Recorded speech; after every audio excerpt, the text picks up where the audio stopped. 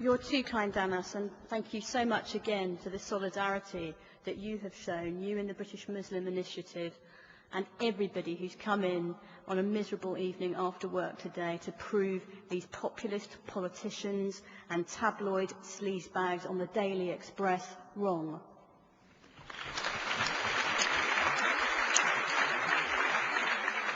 Particularly proud to share the platform with the authors of the remarks that I've just heard.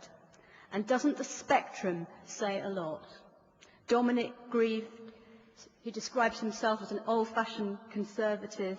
Salma Yaqub, what can you say about Salma? Just an inspiration to so many young people in Britain today. And Edie, if you don't pass the cricket test, I don't either. I would even learn baseball for you. As we've heard, a woman today lost her appeal at British Airways, for daring to wear a little crucifix outside her uniform. She was told by her employer that if it had been a turban or a hijab, something that you couldn't hide away, then that would have been all right. But because the manifestation of her faith was a subtler symbol, she really ought to know better and tuck it away. What on earth is going on?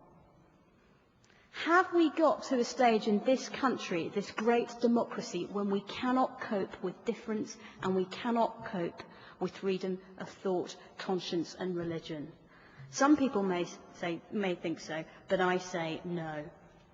And I'm here today, as I said before, not to promote any particular religion, not even to promote religion itself, but because as a human rights campaigner, I believe in basic human dignity. And you cannot serve that dignity, and you cannot promote democracy in this country, or for that matter, around the world, if you don't respect people's right to their thoughts, to their conscience, to their religion, even if that religion is none at all. And people can't have human rights as a pick and mix. Intertwined with freedom of conscience is freedom of speech. Some people are very good at saying that people of faith should put up with a bit of irritating, even insulting speech. I would agree with them. Well, guess what? They have to put up with people wearing what they like as well.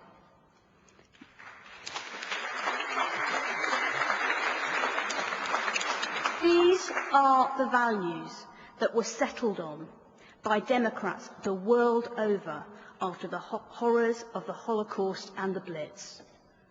We didn't just make them up at Liberty 5 minutes ago. They weren't born in the permissive 1960s or the distant 19th century. The Holocaust and the Blitz, that's where these values come from.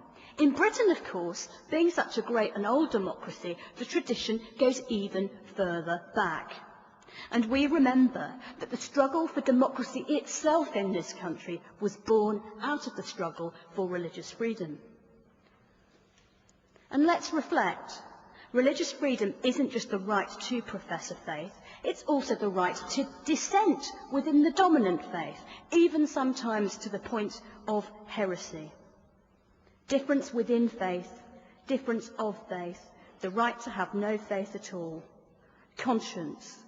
Freedom of conscience, thought, religion, freedom of speech, unless you're really harming somebody else. It's not rocket science. You don't need to be a lawyer or a philosopher to understand it. Most people walking the streets of this great city understand that every day of their lives. So how did we get to this point?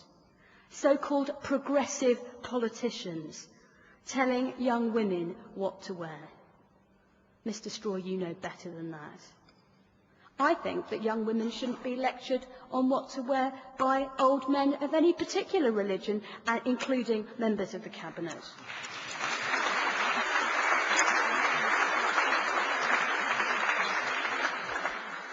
This is just one of so many facets of the authoritarianism that has infected our politics. Constant laws controlling every part of our lives as if we're not adults, we're not ethical human beings, capable of rubbing along together, having our differences, discussing our differences, and living with them.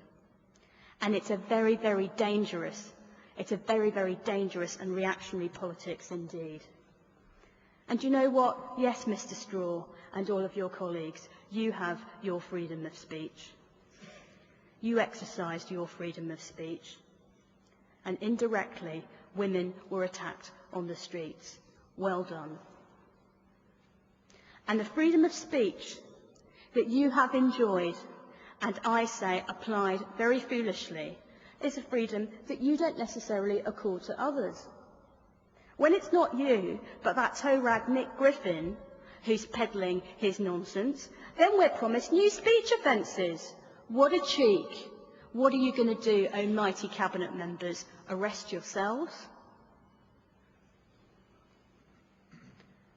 I'm here because I believe in rights and freedoms, and because I won't tolerate racism and prejudice even when it's dressed up as something that looks a bit nicer. Sometimes in my life, I have seen anti-Semitism hiding behind the wonderful language of class struggle. And in recent weeks and months, I have seen good old-fashioned racism dressed up, so dangerously dressed up, as feminism and secularism. But we know different.